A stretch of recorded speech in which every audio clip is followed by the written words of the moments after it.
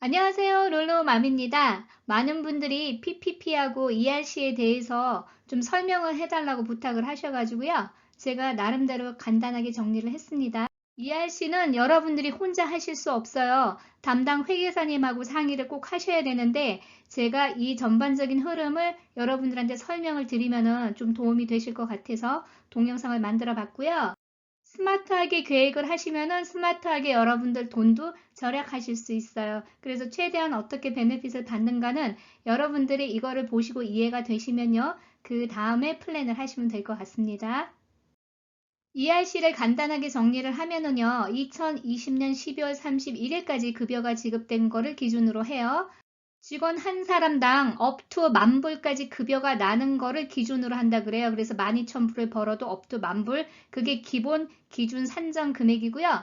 그 급여의 70%를 2021년도에 크레딧으로 사용하실 수가 있어요. 작년에는 업투 50%였는데 이번에는 업투 70%로 늘었죠. 그래서 이거를 복잡하게 생각하실 필요가 없이요. 최대 직원당 7,000불까지 한 분기당 받을 수 있고 최대 두 분기, 그래서 14,000불까지 받을 수 있다는 거고요.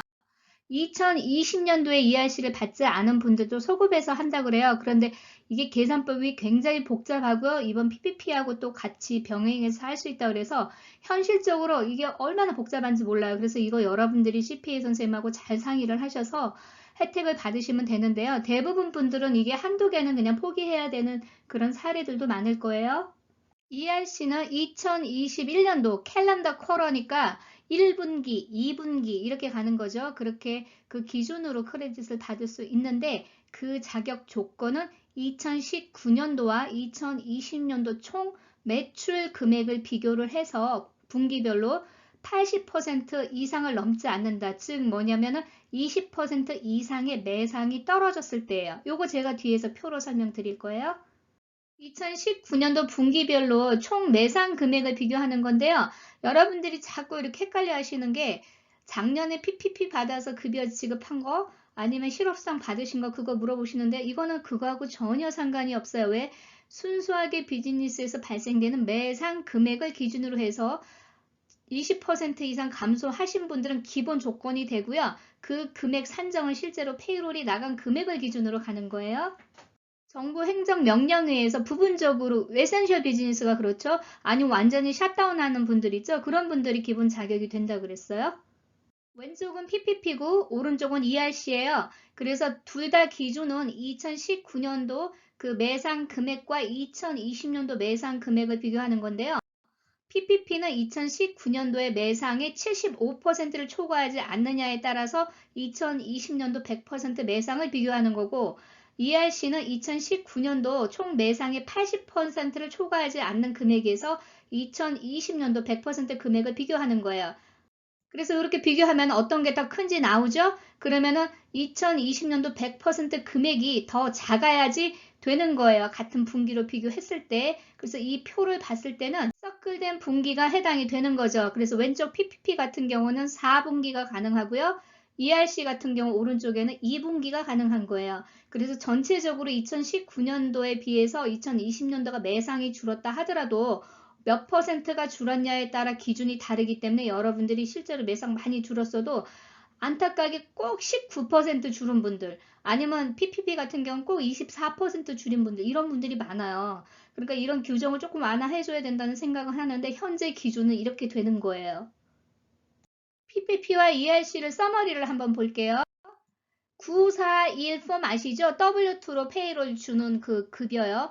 그 포맷이 있으면 PPP도 받을 수 있고요. ERC도 받을 수 있어요. W2가 없이 스케줄 C로만 넷인컴 보고하시는 분들 있죠? 이런 분들은 PPP는 받으실 수 있어요. 스케줄 C를 인정해주기 때문에. 하지만 ERC는 받을 수가 없습니다. ERC는 텍스 크레딧이에요. 즉 급여 세금을 내는 그런 고용주한테 혜택을 주는 거지 스케줄 C가 있는 분들은 페이롤 텍스를 내는 게 아니기 때문에 해당이 없습니다. 그래서 가끔 가다가 저는 자영업자인데 ERC 받을 수 있나요? 이렇게 묻는데요. 그렇게 묻는 분들은 스케줄 C로 제가 인식을 하겠습니다. 받을 수 없습니다. 그런 분들은. PPP는 오너의 페이롤을 지급할 수 있지만 ERC는 W2로 급여를 받는 오너라도요, 그 자금으로는 오너의 페이롤을 줄 수가 없어요. 2019년과 2020년도에 분기별로 같은 분기 매상을 비교했을 때 PPP는 25% 이상 감소를 했어야 되고요. ERC는 20% 이상 감소를 하면 되는 거예요. PPP는 24주로 나눴을 때 오너는요, 금액이 아무리 많더라도 up to 2833불까지만 지급이 돼요. 스케줄 C든 941이든. 하지만은 ERC는 오너의 페이로를 지급할 수 없죠. 그러니까 제로예요. PPP는 up to 24주로 계산할 때 직원당 46,154불까지 지급을 할 수 있는 계산이 나오고요. ERC는 1, 2분기를 크레딧을 7,000불씩 받기 때문에 up to 14,000불을 받을 수가 있어요.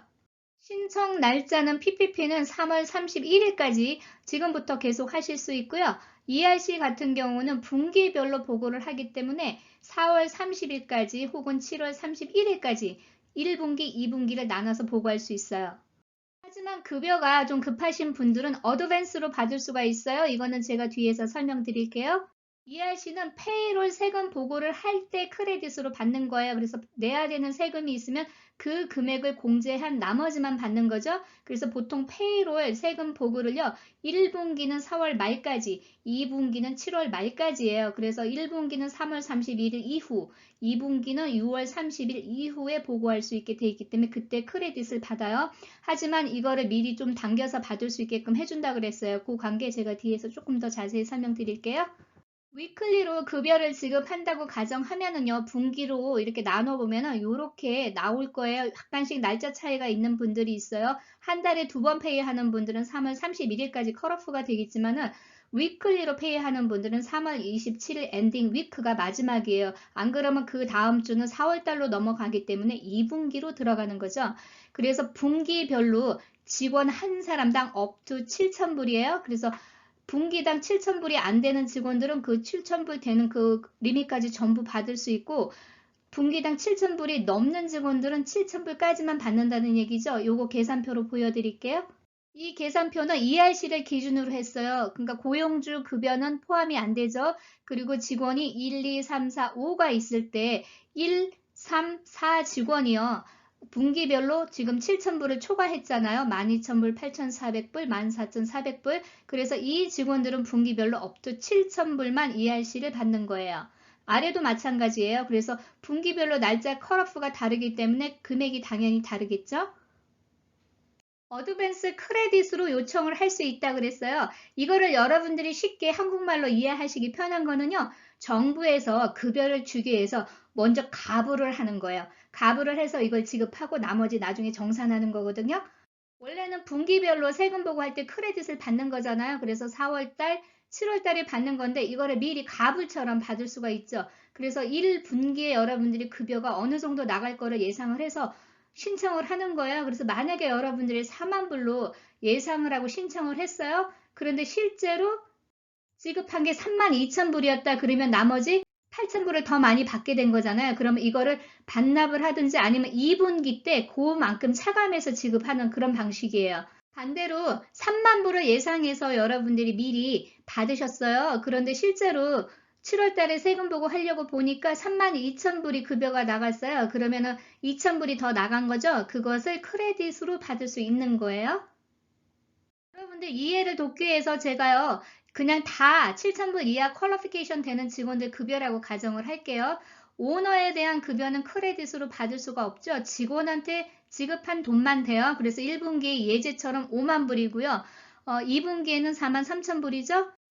그러면 만약에 여러분들이 PPP를 중간에 받으시면은요, PPP로 지급한 그 기간 동안의 급여에 대해서는 크레딧을 받으실 수가 없어요. 그래서 예를 들어서 여기는 10주로 나눠서 PPP를 지급을 하면은요, 그 10주 기간에 대한 거는 공제를 하고 나머지 그 기간에 대해서 ERC를 받는 거예요. 이 기간을 중복해서 주지 않는다는 게 이런 계산표예요. 그래서 이 내용은 여러분들이 그냥 이해하시라고 제가 그림으로 보여드리는 거고요. 정확한 계산법은 아니에요. 그래서 이 정확한 계산법은 실제로 세금 보고를 관할하시는 여러분의 회계사님과 상담을 하셔서 금액을 뽑아보는 게 정확해요. PPP를 지급한 기간을 뺀 나머지 직원들 급여를 이렇게 1분기, 2분기로 나눌 수 있죠. 그래서 여러분들이 만약에 어드밴스로, 가불로 미리 당겨가지고 급여를 지급했다면 그 차액 계산을 하고 나서 납부할 걸 더 납부하거나 받을 거를 더 받는 그런 계산이 나오는 거죠. 분기별로 직원 급여 최대 7,000불까지니까 2분기잖아요. 그래서 업투 14,000불까지 받으실 수 있는데 일정 조건이 맞는 분들은 2020년도에 ERC를 안 받으신 분들이 소급해서 받으실 수도 있다 그랬어요. 그런데 이 계산법은 굉장히 복잡해요. 그래서 추가로 더 크레딧을 받으실 거를 염려 두시는 분들은 작년도 세금 보고 한 거랑 서류들을 다 회계사 선생님하고 리뷰를 하셔야 돼요. 그래서 이거에 대해서 더 디테일하게 저한테 물어보시면 제가 답을 해드릴 수가 없어요. 여러분들 서류를 볼 수가 없기 때문에. 자, 지금부터 PPP나 ERC를 고려하시는 고용주분들이라면요, 담당 회계사님과 좋은 팀워크를 이루셔야 돼요. 그래서 커뮤니케이션도 물론 중요하지만은 여러분들이 서류 준비도 회계사 선생님이 일을 편하게 할 수 있도록 꼼꼼하게 준비해 주셔야 돼요. 주먹구구식으로 하시면 일하시는 분들도 굉장히 효율성이 떨어지거든요. 그거는 여러분들의 몫이에요. 그래서 스마트하게 플랜해서 스마트하게 세이브 하시라는 게 제가 오늘 동영상을 올려드린 취지예요. 제가 한 가지 부탁을 좀 드릴게요. 여러분들은 실제로 서류를 보면서 저한테 댓글로 질문을 하시지만은요.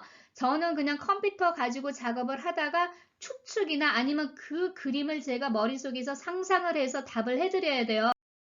그런데 여러분들이 가끔가다 이렇게 물어보세요. 3번 질문에는 yes가 좋습니까? 그러면 제가 그 3번 질문이라는 거를 이게 certify 하는 거구나 이렇게 추측을 하고 할 수도 있지만 또 엉뚱하게 그게 아니고요. PPP의 무슨 질문입니다. 이렇게 대답하시는 분들이 많아요.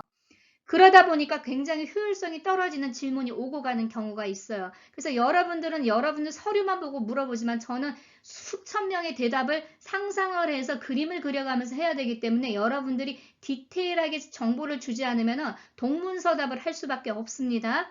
이렇게 물어보시는 분들이 있어요. 저는 EDD가 안 나오는데 왜 안 나올까요? 기다려야 되나요? 이렇게 물어보시면 난감해요. 저는 언제부터 위클리로 얼마를 받았는데 연장이 언제까지 지급되고 안 나옵니다. 저 같은 경우는 어떻게 해야 되나요? 이런 식으로 물어보시면 제가 더 명확하게 답을 드릴 수가 있어요. 팬딩인 이유가 시스템 문제도 있지만 여러분들의 수입 보고라든지 여러 가지 아이디 베리피케이션이라든지 이런 문제가 걸린 분들도 많기 때문에요. 제가 이제는 추측을 해서 대답하기가 조금 굉장히 난해한 상황들이 많이 생겼단 말이에요. 그래서 특히 EDD에서 오픈 클레임이 이번 주말까지도 뜨는 분들은 월요일날 반드시 EDD에 전화하셔서 풀어달라고 요청하시는 게 좋습니다. 주말까지는 되도록이면 그게 다 정리가 될 걸로 보이지만 그래도 우리가 돌발 사항이라는 게 있기 때문에요. 제가 그 스탠다드를 맞춰서 대답을 해드리기 때문에 여러분들이 계속 여러분들 상황만 얘기를 하면은 제가 정확한 대답하기가 굉장히 어려운 부분이 많습니다. 그래서 그런 부분 좀 협조 부탁드리겠습니다. 전반적인 흐름을 이해하시는 데 도움이 되셨으면 좋겠습니다. 오늘도 좋은 하루 되시고요. 좋아요, 구독 부탁드립니다. 감사합니다.